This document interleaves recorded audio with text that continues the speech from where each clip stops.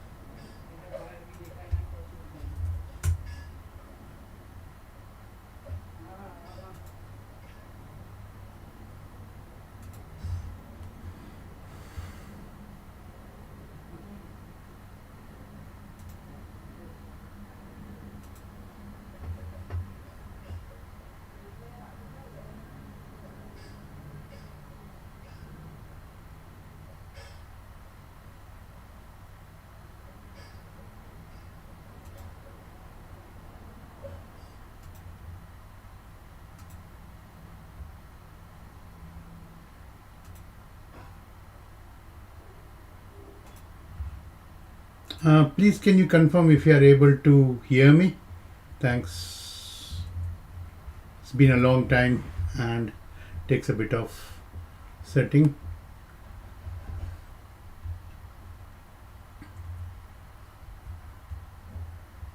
Uh, the Google Meet joining link for the AMA session is pinned to the chat channel on YouTube or even to the description of this video, so you can join there.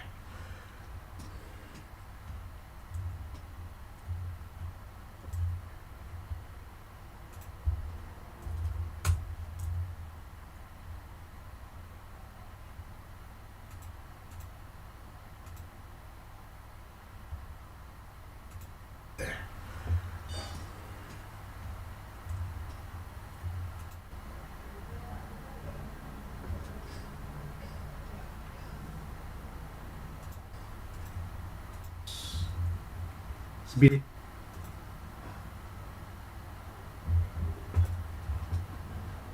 please, can you confirm if you are able to hear me? Thanks. It's been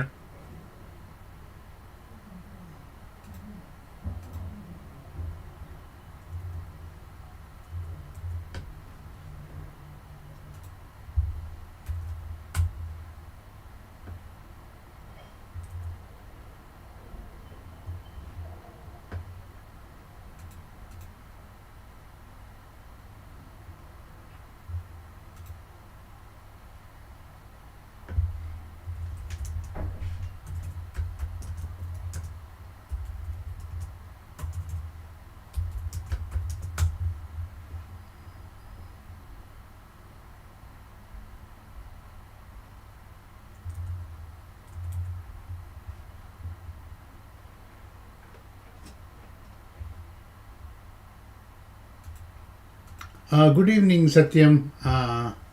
Thanks for joining. You can join the live cast and come and join and talk.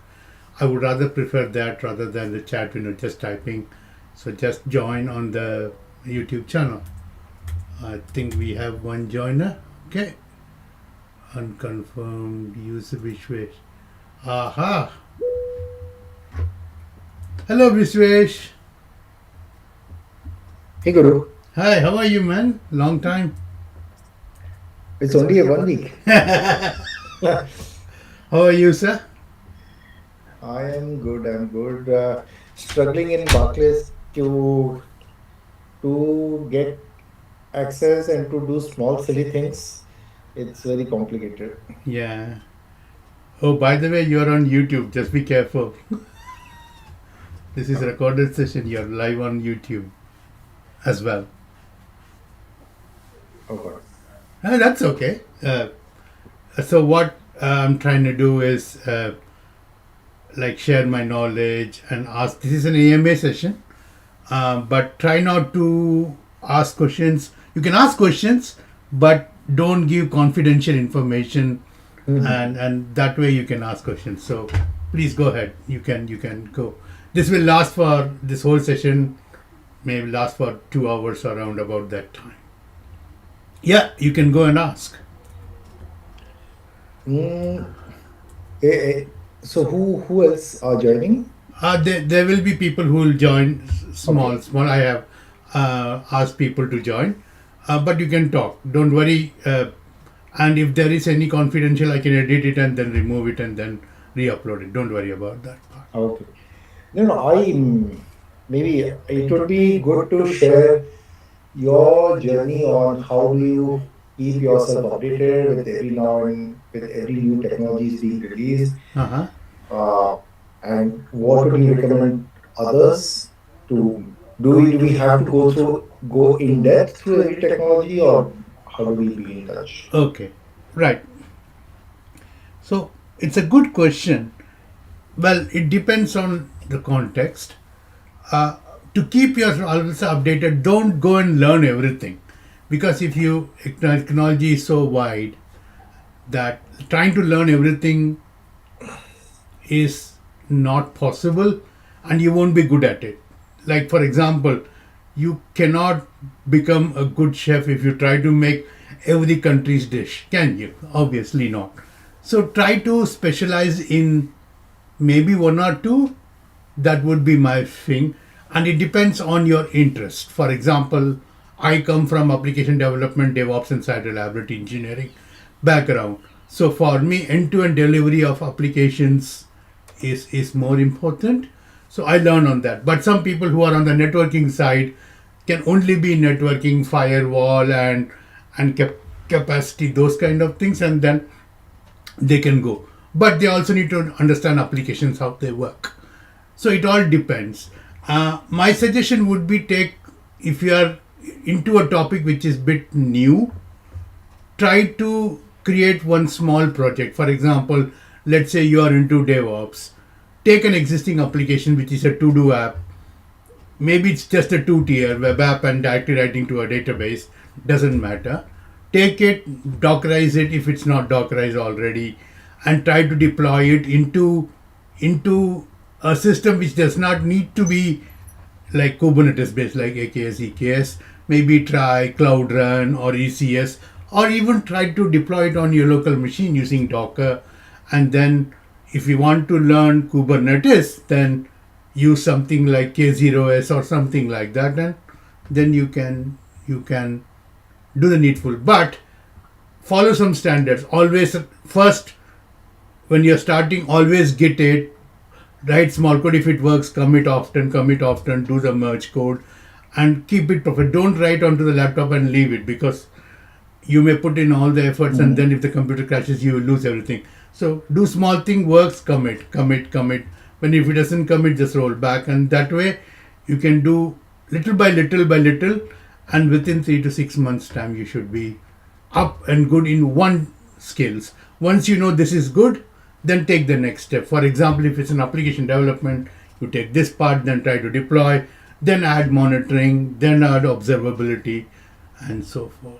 Yeah, that would be a sensible approach. Let's put it that way.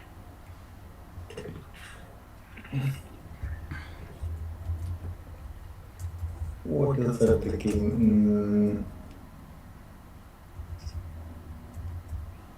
But where do you see this going next? Do you see software engineering, coding jobs going away altogether with the evolution of AI? Uh, Maybe not. See, coding may go. So there is a difference between being a developer and a coder, right? For example, if I give you a small bug to fix, which is just a textual fix, that's coding. Like, okay, I'll give you the design, I'll give you the pseudocode, go and code it out. No, that's not.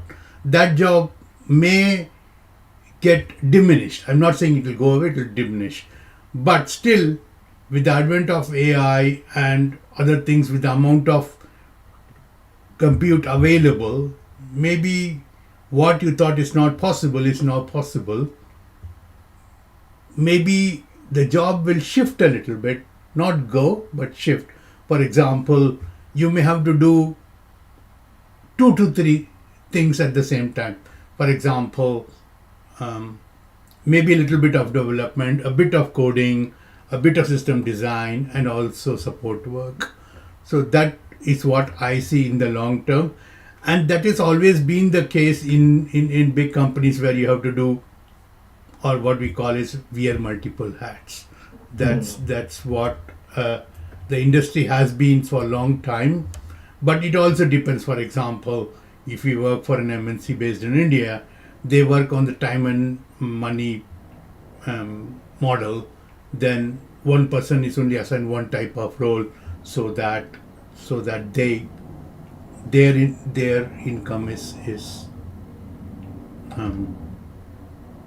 they have better margins. Let's put it that way. That how it works. So, with the evolution of AI, I presume a lot of freelancers would be would have an advantage of creating projects from scratch and delivering, and they might be able to do it pretty quickly. Yeah, means what I'm saying is, like, for example, just give me 1 minute. Let me send the link.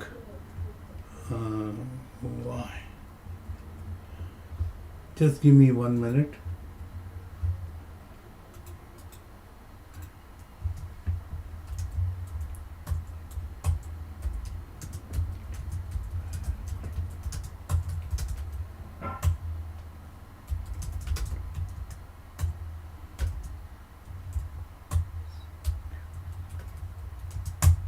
Yeah, sorry, it means I was just typing.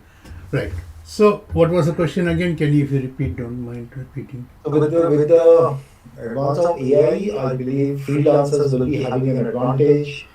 The projects which are being assigned to small size companies could be delivered by one or two people within a freelance role. But again, yes and no, because I feel still quality of the software, quality of the deployment, and the trust factor depends.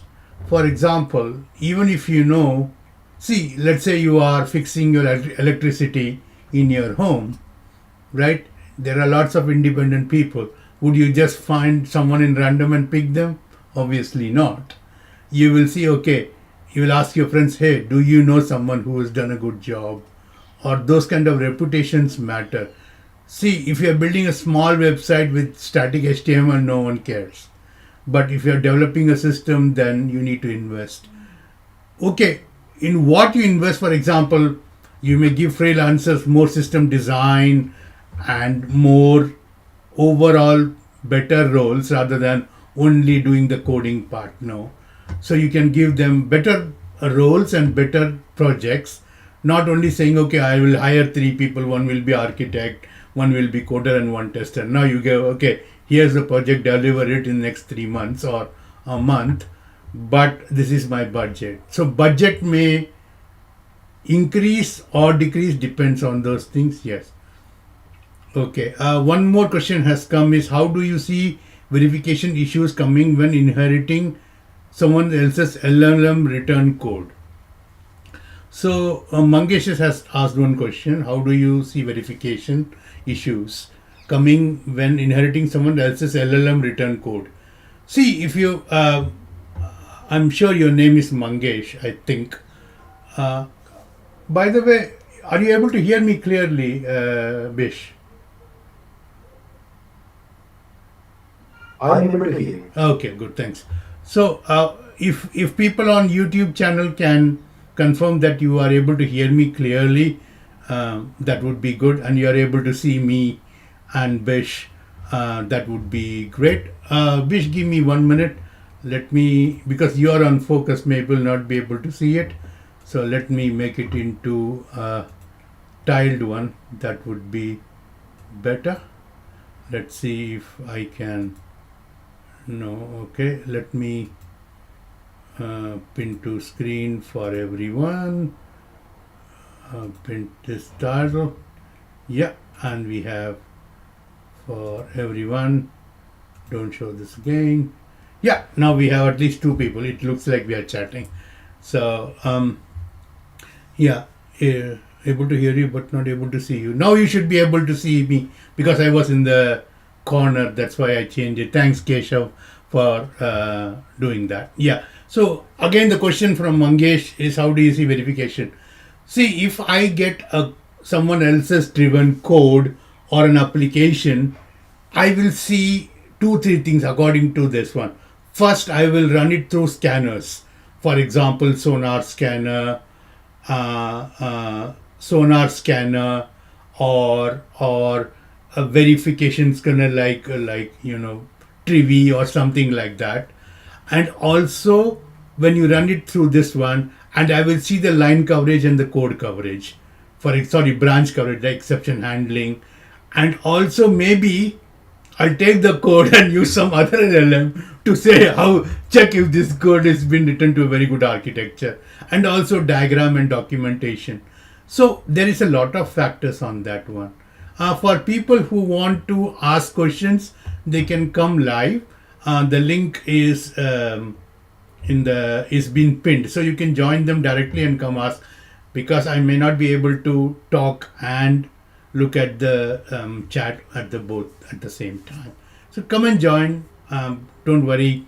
If you have video and audio, means video, even better. But even if you have audio, that's a good one to go for.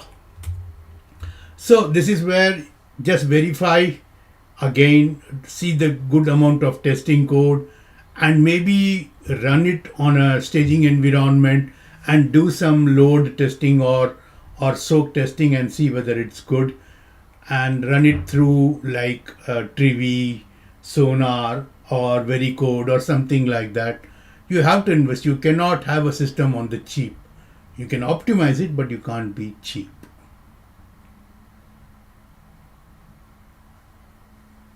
Yeah, I hope the answer makes sense. Mangesh Chaudhary, I think his name is. Okay, Bish, you can ask the next question till the next question comes. Um, no, that is one of the challenges, I think, what I have seen, inheriting code and cleaning it up.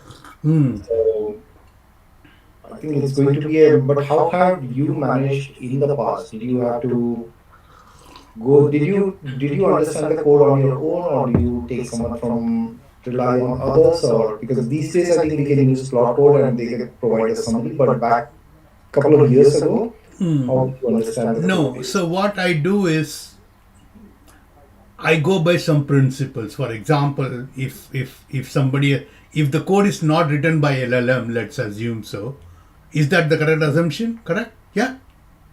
Yeah, that's correct. Okay. So let's say if I have got the code from someone, I will say, hey, I will see how much tests have been written, unit test, integration test, load test, or what kind of tests they have written, have they documented, if their API is well documented, and they say, okay, my application is Dockerized or containerized, let's put it that way. And if they give YAMLs for a deployment and a service with environments well documented, and if it's an API, REST API, let's assume, then if it has an open API spec and authentication authorization, and also they go, okay, this is my benchmarks, like this much things we have tested, then I will say the code is good. But I will not pick something from GitHub and run it directly in my infrastructure directly. No. For example, there are open source softwares. which has been running for a long time. Let's say Uptime Kuma, for example. Uptime Kuma is a monitoring software. It has been running for long. It's a well tested, well written, and also been used by a lot of companies. So lots of other companies will not be running those kind of software. So it depends on the thing, and look at the source code. Maybe what you can also do is, if it's an open source code, then you can fork it, maybe clean it up a little bit more, or do what you want, maybe add a bit more logging and observability to it, and you should be fine. But for me, how I learned it that way. But what I normally do is do some research, spend a bit of time, use my own sandbox, and look whether it's sending some private data to the internet and stealing your data or something like that. I look at the NAT gateway of my cloud to see if I'm getting some spikes when I'm using these applications. That way I can find out.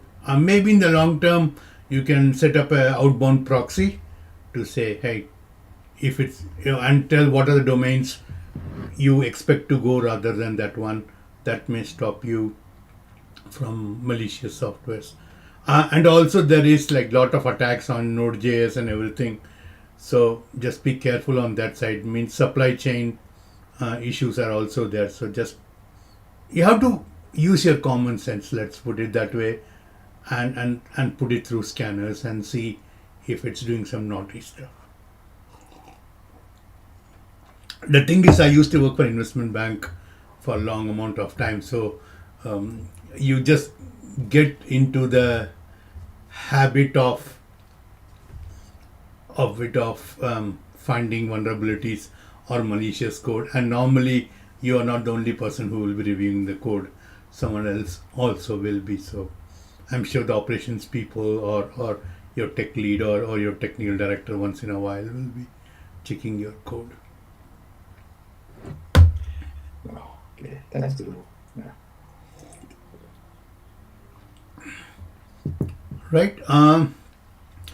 Right. There is one more. Oh, Neeraj has come. Just give me 1 minute, Neeraj. Hi, Neeraj.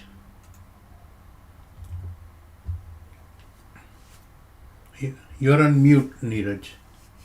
Yes, yeah, hi Guru. Hi, Yeah, Neeraj. just join. Yes. Hi, how are you? Just yeah, good. So yeah, I have one question regarding. So currently, I am having around almost 9 years of total experience. Mm-hmm. So I started to learn in the AI and ML thing. So I am currently working with the EPAM project and EPAM company and working with No Nordics project. So Okay, right one thing now. I would say, Neeraj, is try not to use company names here because this is a public one. And okay, you can say you work for EPAM, but don't say your client names or your company name. It's not a good idea in the long run. Yeah, let's say that you are working for an MNC and you have a Scandinavian client. That's it. Yeah. I forget that. Yes. So I want to know, like, basically they are using the things, like in the they are using GitHub Actions and all. So GitHub Copilot. So I am using GitHub Copilot, but this is not up to the mark. What I feel, because I want to right now I am working on a things called I need to replace the current Nginx ingress controller with Contour, which is a CNCF project. Contour. Okay, so they have how they did the setup in their organization. So basically, they have they are previously all the things they were managing using Azure report. Now migrated their to the GitHub Access, and from there they are using. So now what I need to do, I need to replace this Nginx with Nginx in this Contour Contour controller. So here. Yeah. So basically, they were saying if you can take, because Contour is also new for me. So because it has totally different architecture if we compare with the Nginx. So I want to understand if you have any exposure with Contour, because it has different components let's say Yeah. called NY yeah, yes. Okay. So, for example, I was using Nginx ingress controller, but rather than moving to contour, I moved to traffic. Yeah, I saw. Yeah. Yeah, exactly. And I'm sure you have seen Exactly. my Yes, blog yes. as well. Yes, correct. Did you see my blog? Yes, yes. Yeah, I saw. I saw. Yeah. So, and for people who want to see the blog, it is here. That blog is Ingress.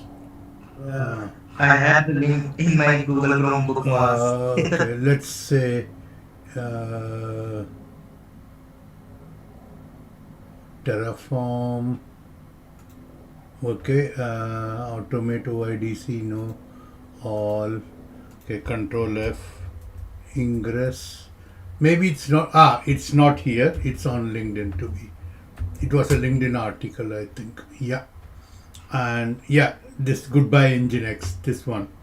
So I see Contour. I am not 100% sure, but but my view is I'm sure do they have like a development server or something where you can go and do experimentations, and do they have a Yes. test suite to do that? The thing is, Yeah. then okay, now tell me, how do they install this Nginx controller, either manually using Helm charts or using Terraform? How do they do that?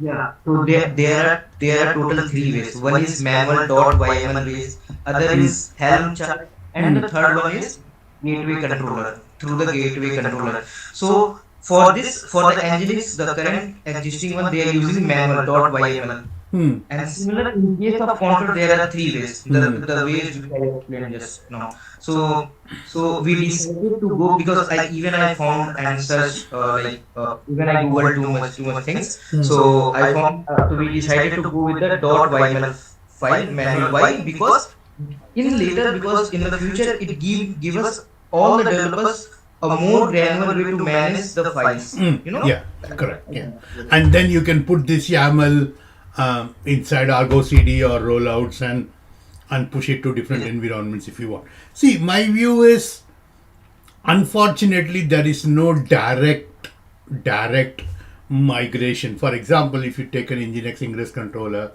you can there are headers and zipping and compress and lot of options. You have to look into them. And my suggestion is, what you can do is keep them both side by side if possible. Yeah, and Yes. use the saga pattern to move one URL, two URLs, three URLs, and check. Depending on how much, how many microservices or how many endpoints, public endpoints or private endpoints are there. Use the No something called a problem. saga pattern where you replace one URL, one URL, one URL, and after that you can pick out something. But even then, what you can do is, okay, tell me your contour, is it using an ALB or an NLB? Counter we are going to implement, but the current Nginx we are using the static Azure load balancer IP. Yeah, no, that's fine. But that's fine. Azure Load Balancer IP, but Nginx can be needs to be installed as an NLB or a network load balancer onto a Kubernetes cluster. I assume you're talking about a Kubernetes cluster, correct? Yes, yeah, Azure, Yeah, yeah. exactly. So uh, in that case, you can think. My suggestion would be, if you go to my LinkedIn, set up a meeting with me because I need to look into that one. So if you go, When are you you able to want. see my LinkedIn profile? There is a one-to-one session link URL. I will also paste it in the channel, in the WhatsApp chat, group, yeah. in chat. So you can Okay. paste uh, for for 1-to-1 um, sessions. So I have post in the your URL in that one. Set up a meeting with me, and I'll try to help you out because I need to look into it. How long is your configuration and everything? So it all depends on multiple things. Yeah. Uh, Guru, can I go next? Yeah. Go ahead, Bish. Unless Neeraj has further questions. No, he's gone on Uh, mute. So yeah, he's gone. Okay. Okay. So my question is specific to observability. Yeah. So for the purposes of logs, Elasticsearch is very well known. Hmm. But when it comes to ingestion of metrics and traces, Hmm. I haven't used metric ingestion with Elasticsearch, but I've been reading docs and it is possible. Sorry, Uh, can you repeat the question again? Sorry, can you? to ingest metrics and traces in Elasticsearch. Okay. I've been reading some documentation and they mention that these can be ingested to Elasticsearch. Yeah. Uh, but I'm not sure how metrics are stored in Elasticsearch because the logs are stored as JSON documents. Yeah. But do you want to? Yeah. Means see, the thing is, how it is stored. Why does it matter to you? See, ultimately, if they see what you have, for example, do you know how data is stored in MySQL, or it is stored in Postgres? No, you don't care. No, As that's long as not there is the a example. protocol, you just hit the endpoint and then that's it. But So, for logs, there is huh, an index. We use the yes, index to store. But yeah. even for metrics, do we have to create an index or I'm not I sure? don't think so because traces are not time based; they are flow based, right? For example, I use for tracing, I use something called Tempo from Grafana. You just give it a disk, it writes to the disk, and then ultimately then it ships it to a GCS bucket where it is stored as JSON. But it also maintains an internal index for those JSON. I think they use internal like TSDB or something, and then they index on the request ID. So it depends on that one. But is it possible? Do you know if is it possible to set up uh, SLO dashboards in Kibana? Because I haven't done it before. I have moved away from ELK stack maybe 3-4 years because I found it to be very high maintenance and highly expensive piece of software. And the biggest problem with Elasticsearch is you have to provision the disk at least 6 months, for 6 months what you expect, because it's only writing to the disk. And let's say if the disk gets full and you expand the disk, then you have to reindex, which takes a lot of time. And during that time, you can't ingest. So it has its own my negative points. For in my use case and in our use case, for us, Loki and Tempo were far but good for us. So look at something. If you're looking at alternatives, I can give you advice, but I don't think so. You can store traces or metrics in Elasticsearch. Okay. Thank you. Thank you. Neeraj, I guess, are you finished with your question? Because there is Sankalp who's waiting and Sneha is also uh, waiting. yeah, just one thing Hmm. I forgot to mention. So since we are using the static IP for Hmm. that Hmm. one, so how do we achieve this? Because at the end, once we migrate from Nginx, once we cut over DNS cutover, so we want to use the same existing IP. Yeah. So what you can do is um, create one more load balancer on a different IP, on a Yes. different IP address, obviously, because you can't bind to one IP Mutually. with two ingress controllers, right? And then what you can do is in your host file or in your wherever you're testing it from, override the IP address. host name Mhm. and then test it. And test one or two or three, and then what you can do is keep your Nginx as it is and then switch the DNS and see if it works. First test it for non-critical applications if it works, and slowly switch one DNS in a day. And maybe this is not going to be an easy task for sure. You have to plan it out. I planned it very well. I switched one domain, and finally on one day I just switched it. And if I check if there is any, and then what I do is I have a proper monitoring whether this URL works all the time, like uptime Kuma or or something like that, which tests your endpoints all the time. You can do it slowly, and then maybe change the IP address and then do a little bit of Yes. synthetic testing, let's put it that way. Apart from this, we are also using at the same time we are using the customization.yml file. So where Yeah, we that's mention. fine. That is more. See, once you have your ingress controller, new contour, the only things you have to change is the ingress class names. So it should be straightforward. You just do it for one or two, and it should be fine. Yeah. Thanks. Fine. Thank you. Okay, I think Sankalp came next, or Sneha. I don't know. Hello, Yeah. sir.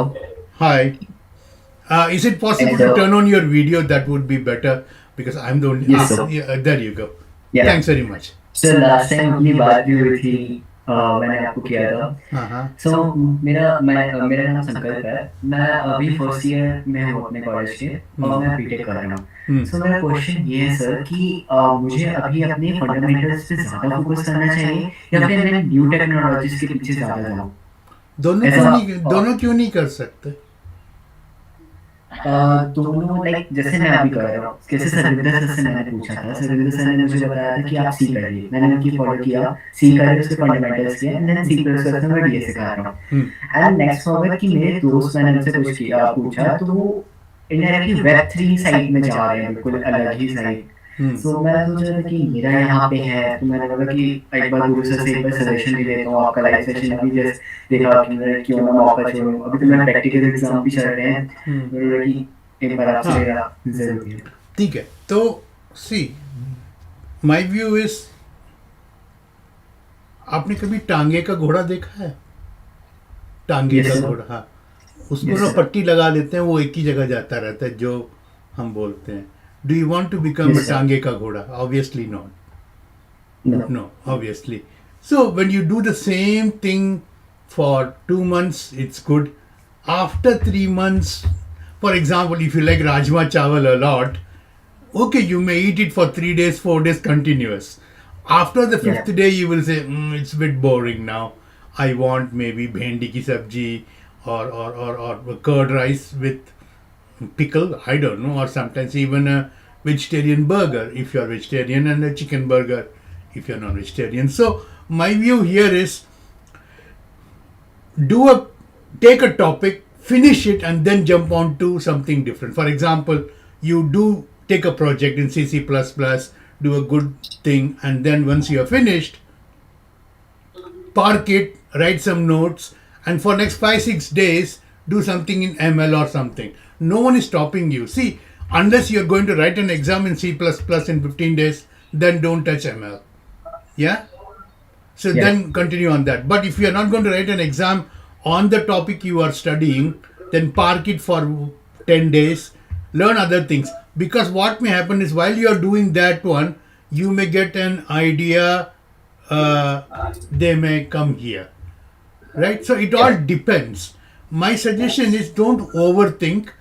And if you think what I'm doing is adding value to myself, then you should be fine. Yeah? So Yes. don't overthink, and don't, like, for example, study 1 or 2 sentences and then go. No. Try to implement Yeah. a small project. Okay, I have done inheritance, interfaces, this and that. Write some logging and maybe create. You don't need to create a web application.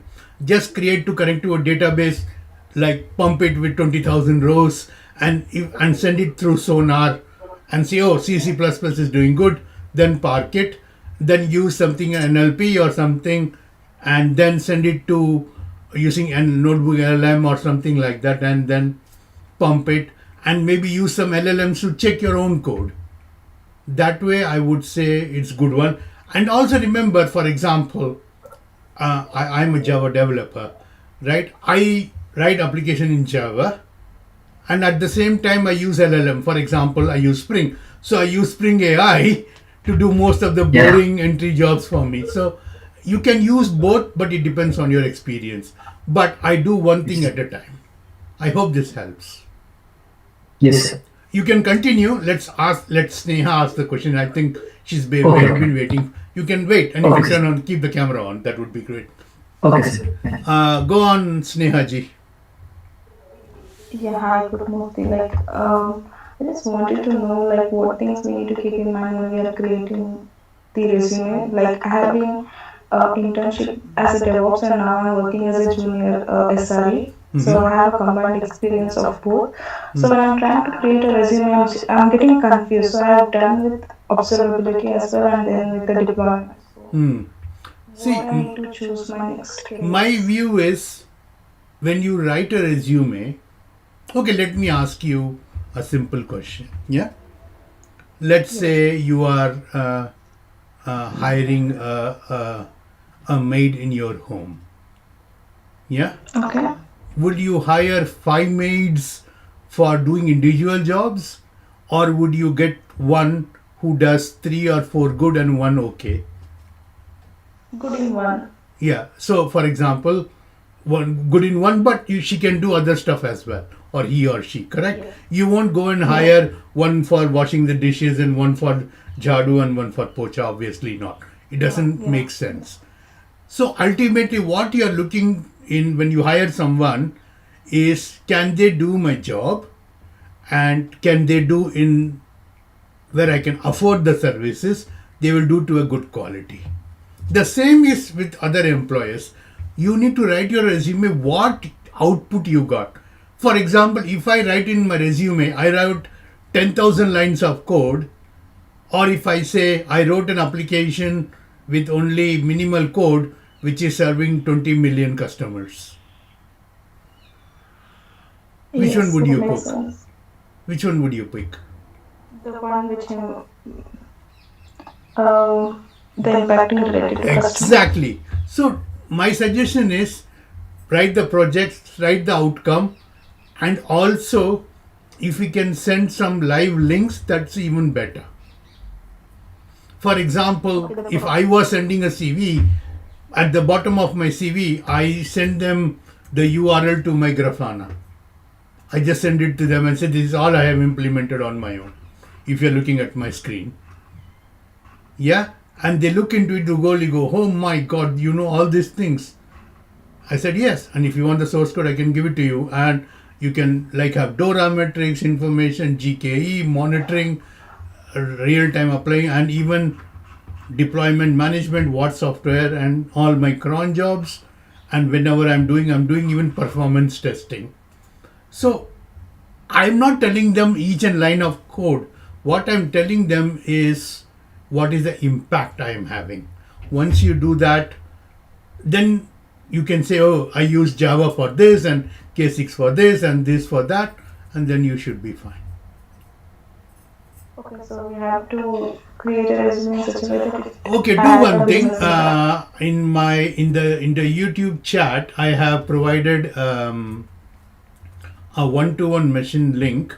If you can see that, it's called chat.ajailguru.org/guru. I will paste it again. I hope it's the right link. Yeah, it's the one. I'm pasting it again. People can set up a one-to-one session.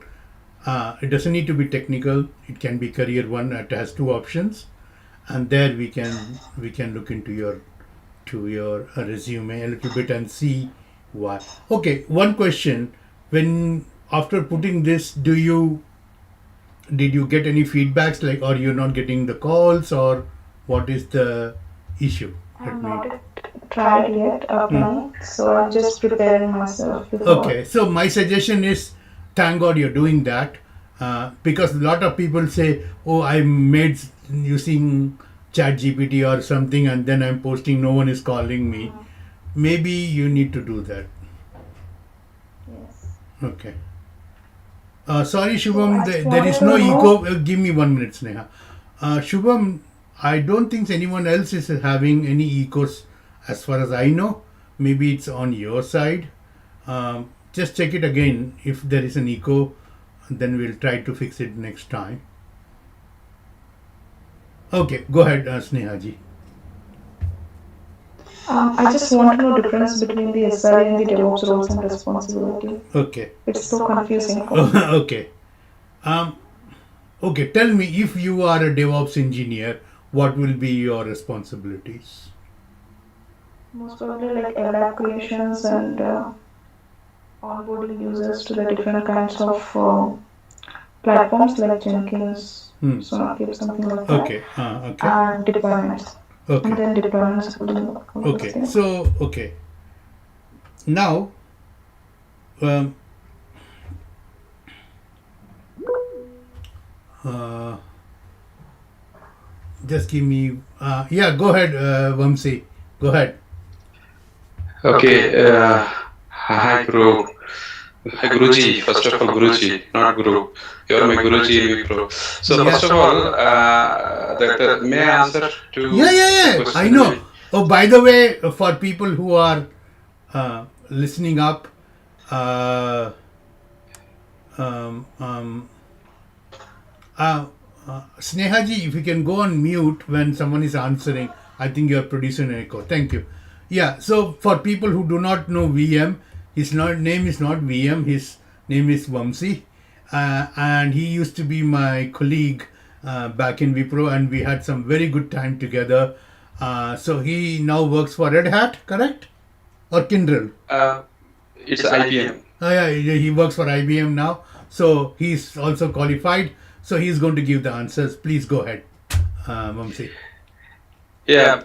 So if we take DevOps, it's I consider that lot of CI/CD pipelines and also most of the security compliance tools which we need to integrate along with the pipelines, and along with that the CD deployments.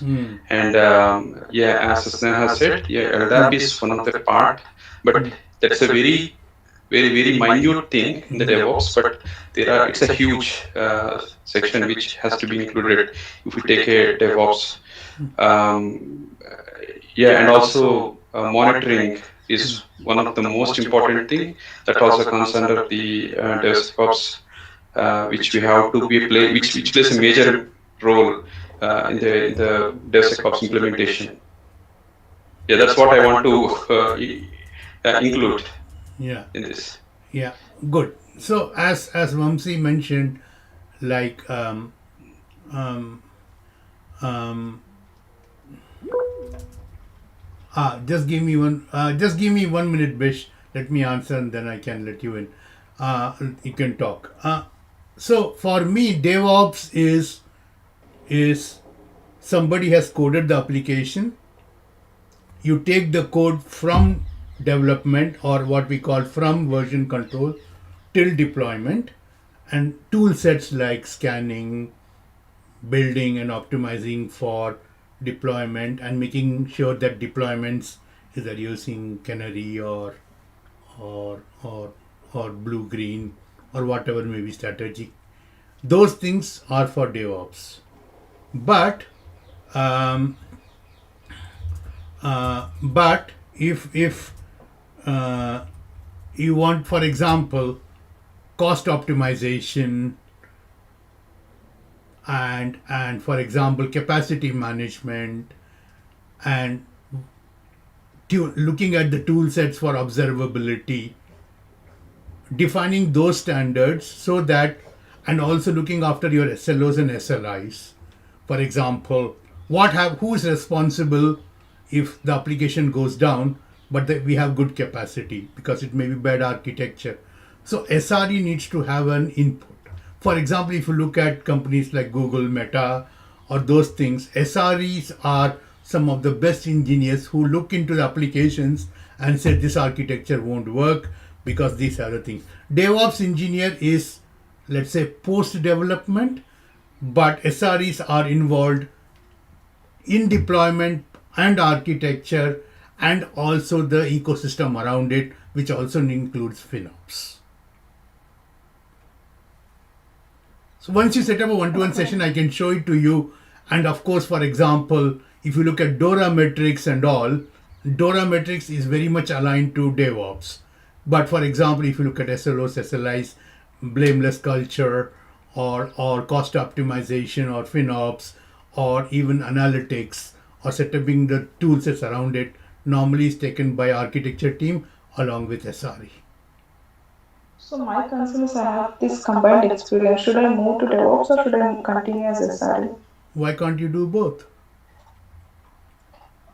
in a next job? So how I No, need to well, prepare so my for it? suggestion is you don't pick the job, you pick the role. Watch interest. See, my view is, Sneha, may I ask you a question? Are you vegetarian or non-vegetarian? Hello? Yeah. Are you vegetarian or non-vegetarian? No. Non-vegetarian. Don't mute. That's fine. Yeah, go ahead. I'm not able to hear you. Yeah, I was a non-vegetarian. Okay. So if I ask you to eat egg all the time, how many days continues? 2 days, 3 days, 5 days? After a month, I'm sure you'll be bored. Yeah? My view is also the same. If you get an opportunity to work on multiple environments, why not? And my view is, why stick to DevOps and SRE only? Look at application development also. Who is stopping you from doing that? Create dashboards, create analytics, reduce the time for delivery. For example, No, using my intention is which is having the more scope, like in terms of salary and as well as the position. my view is it depends on which company you land in. For example, very few companies like product companies have a separate role for DevOps, separate role for SREs. Normally SREs comes into architecture team. For example, if you go into Mercedes or Volkswagen or energy companies, at least in Europe, there is no separate team for DevOps or releases. For example, what they say is, you build the product, you run the product, we'll just give you the infrastructure to run it. So normally the DevOps engineers are also the SRE. So if you want to go into product companies and want to grow as an architect or in that area, then I would suggest try to get a role which has both of them. But if you don't have that option, go and as an SRE engineer and try to help the DevOps engineer, and then try to bring in some change, and then you can grow as an architect. Then you can become an application architect, and then you can look at the whole end-to-end delivery. Yeah? Just wait, because Bish may have a view. Go ahead, Bish. Yeah, but no, I wanted to provide my thoughts on Sneha's question. I think I have a slightly different opinion. Maybe you guys can agree or disagree, but this is what I learned from my previous experience. Generally, to become a DevOps engineer, you may not need significant experience, but to become an SRE engineer, one needs to have a wide range of experience so they can provide opinions on how to ensure the stability of the application, how to ensure to have a strongly built architecture. Because let's take one example, even to set up monitoring or alerting, there are multiple tools available in the market. So becoming an SRE engineer can give a good standing from the beginning, but experienced SRE engineers are widely recognized in the industry. If you take a T-shaped kind of a letter, so an SRE engineer generally has experience across most of the tools, but in some of the tools they have deep expertise. But that is in contrary to DevOps engineer. They work on just a couple of tools. So over time, a person becomes an experienced SRE engineer. But she's So the already ultimate she's position, already a SRE engineer, Bish.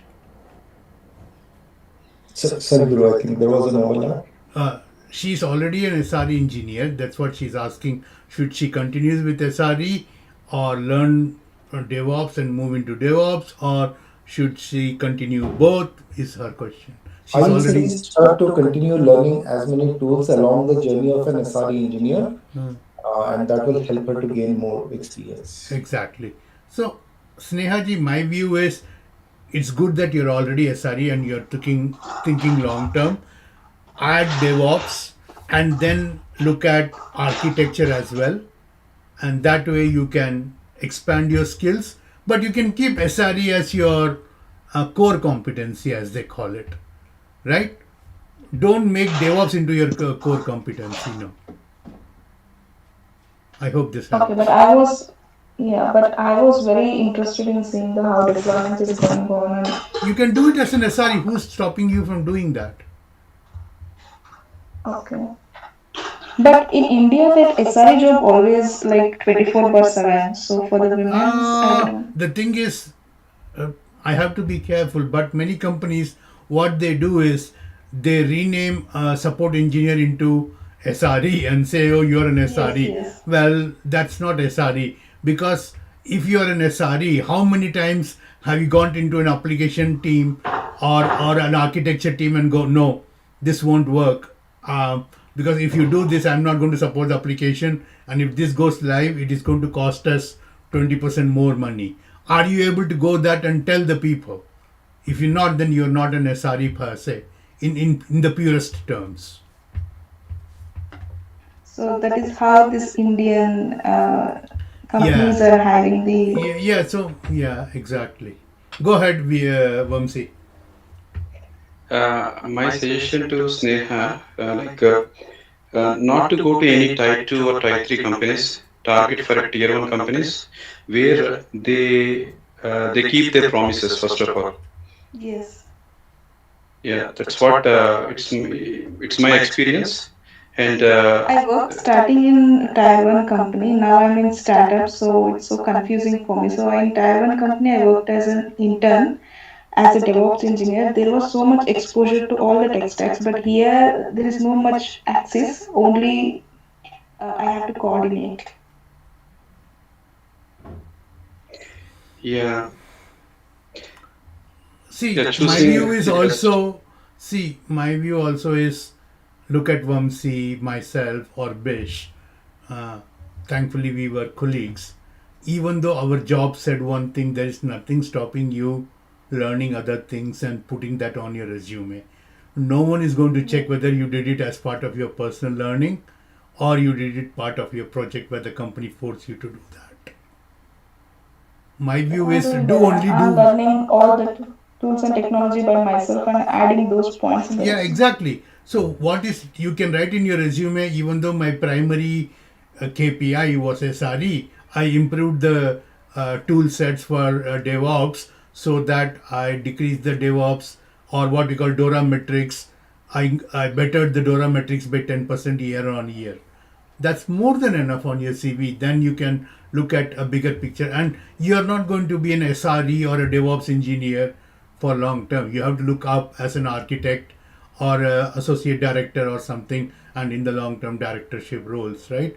So look at 5 years and don't look at 1 or 2 years. Look at up and what that role needs. Think about that as well. Communication skills, architecture skills, and persuasion skills. All this also matters a lot. And Guru, one more thing I have learned these days, Hmm. whatever we are doing right these days in our work, any challenges or anything, so I'm just posting them in my LinkedIn as a post, so that it is something a selling point at to the if I'm when I'm searching for a new job or anything, definitely that will be a selling point, and it attracts the people, the recruiters, definitely. Yeah, that is there. And don't write like on LinkedIn, oh, I'm very happy to say I learned Git. No one gives a monkeys, right? Yeah, of course. Exactly. Yeah. But if you say, oh, today I finished my projects where I decreased the number of lines of codes by 20% and our reliability increased by 10%, and we moved away from Nginx to Contour, and with only 10%, 10 minutes of downtime, which was planned, and we will be saving around about 20% in engineering cost using one of my ideas. That is more selling. Remember, no one gives a monkeys whether you used boiled rice or you cooked your rice in cooker. What they care about is the biryani. Understood. Yeah. Yes. Yeah, they Yes, care sir. about the outcome. They don't care whether you used a gas or you used a chula. No one cares. Or you used a microwave, whatever it may be. If the taste is good and if the smell is good and if it's affordable, they only care about that, but they look at the outcome. Hey Guru, I think it has been an amazing session for me, but I have to drop off. Sure. Your food examples are making me hungry. Okay, thank you. No, I think I have to drop off for my kid. I need to. Sure. So, Okay. Okay, man. And keep in touch. All right. okay, Thanks. thanks. Bye-bye. Okay. We will wait for. Oh, Vamsi, do you have any questions for me, or you're just here to help other people? No, I just joined with you. Yeah, I It's know. like, It yeah, has been what, 4-5 years after you left? yeah, I mean 2022, right? I Oh my left God. Yeah. 4 2012. years. Yeah. So yeah, Sneha was asking something. Go ahead, Sneha. So in this AI tech stacks trend, so which AI we need to focus on being an SRE in DevOps? I found Claude to be better. But for example, if you're on GCP stack, then of course Gemini has. So it depends on the context here. No, in terms of like the tools like Dynatrace or something like that. There is something called budget, Sneha. See, Datadog or Splunk or App Dynamics, everything is good, but there is something called budget and the money factor, right? For example, if Splunk is exceptionally good, but it's very, very expensive, and they charge you by the amount of data you ingest, yeah.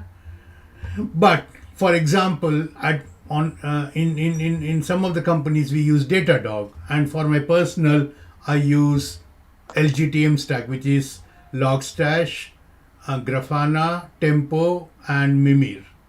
Yes, so I use these ones, and it works like wonders for me.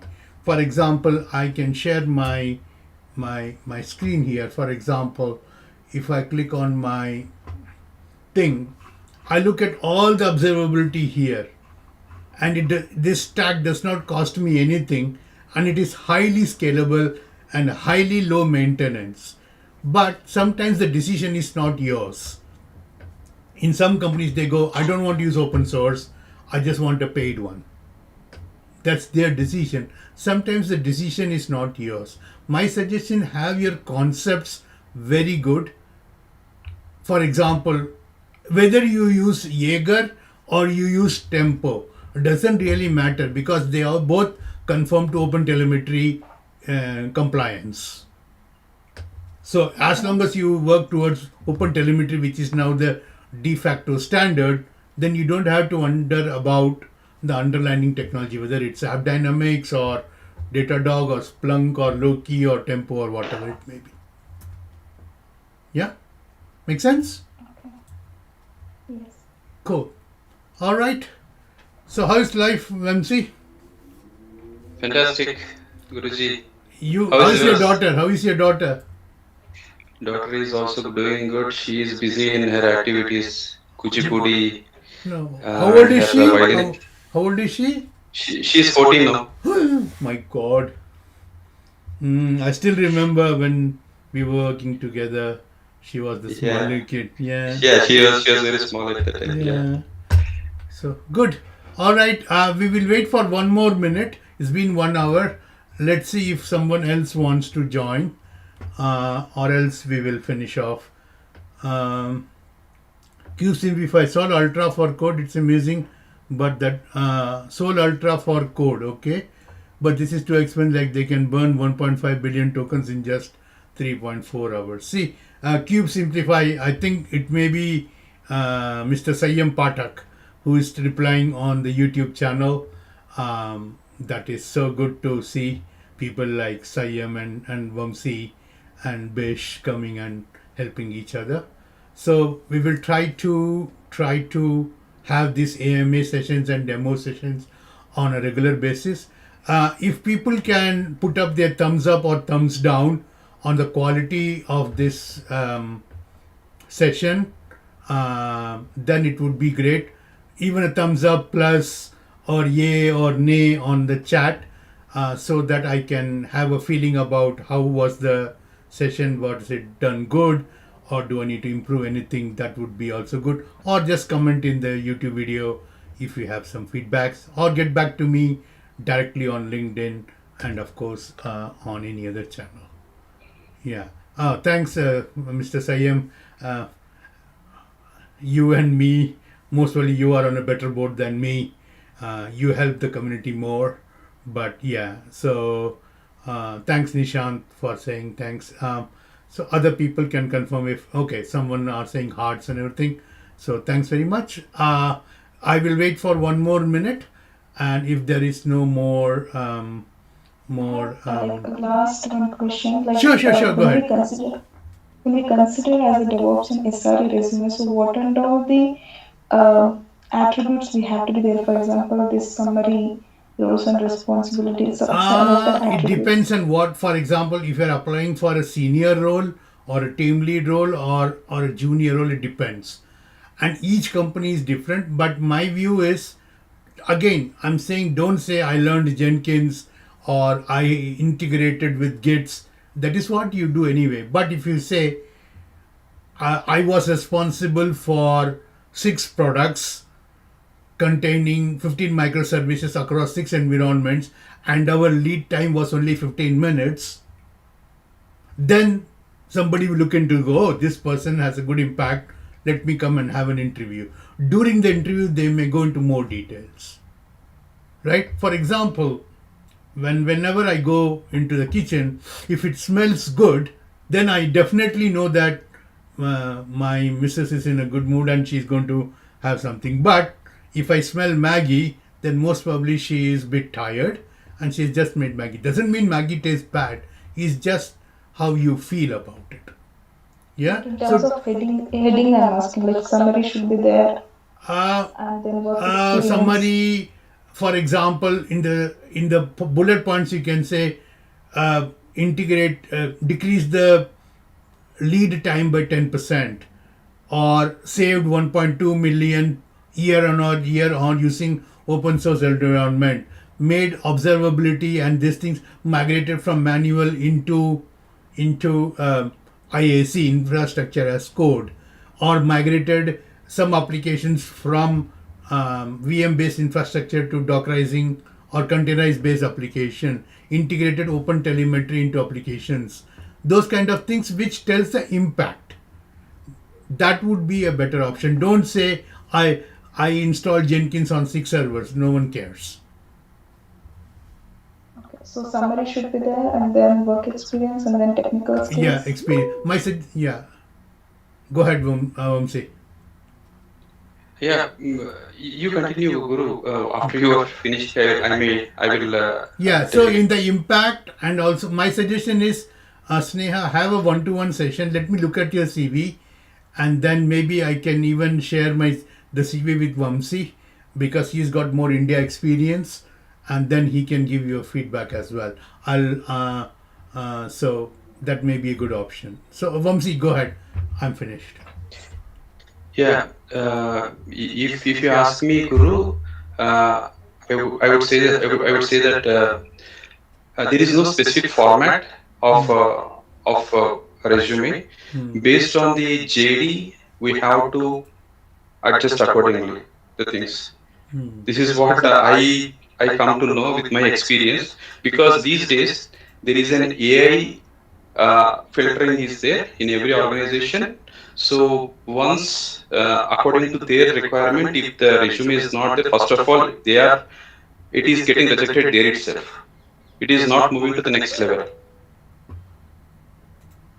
So according to JD, first of all, prepare it. Of course, as you said, Guru, the impact points are definitely should be added. But along with that, JD plays an important role, and according to that, we have to prepare, Sneha. But if we keep on editing the resume, that doesn't looks like whatever I did. It looks like something I'm keep on adding. You should. We have to work. We have to do some hard work. If you want to place yourself into some tier one company, we have to do some hard work. We have to play some play with the resume. Okay. Because see, the same things are going to be added, but few things are specifically they may insist that this particular tool is required for us. Might be at that particular point in time you might add specific points like I have. Of course, you have worked in all the things, but maybe you might insist at that point those specific points. So that's what actually required. Okay. So we have to customize according to the JD, and we have to. Yeah. Thank you, Guru. Okay. Looks like Mr. Sayyam Patak is on daughter's duty, so he is not able to join, which is. But this is not the last session. Then nowadays I'm thinking of doing more on a regular basis. I had to take a break of 2 years because of personal circumstances. I'm sure Vamsi knows that for sure. So yeah, more to come. I think it's just about time. I guess in India it should be around 11. Yeah, it's almost 10:45, and it's almost gardening time for me. So thanks everyone who joined and asked the questions. It's really appreciated. Vamsi ji, as always, it's a pleasure talking to you. And of course, Ayam Patak, who is on the side helping, and other people who joined the call. Thanks very much. I will try to do some more help. So yeah, as look at the chat channel from Sayam. This is a very common question, though. I understand that, but let's try to help each other. Yeah, thanks very much, and I'm going to stop in 3, 2, 1. Thanks very much, and bye.